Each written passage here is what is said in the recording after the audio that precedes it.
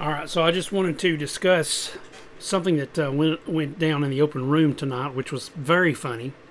A bunch of us guys got together and we was talking about different guitar things, and all of a sudden I pulled out one of my secret weapons for guitar and guitar tools. And turns out everybody else had one, and I did not expect this. Everybody showed theirs. So it's not the pick, it's not the guitar, it's not a tuner, it's not a pedal.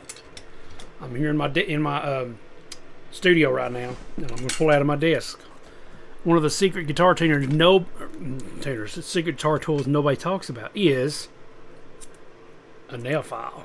Yes, that's right. And I'm even still doing it right now. I've got these calluses on my hands. Probably can't see those. See how rough that is? I've been sitting here picking like this right here on it. So I'll just take my nail file out, get that rough side on there, get the smoother side on there. No more callus teeth.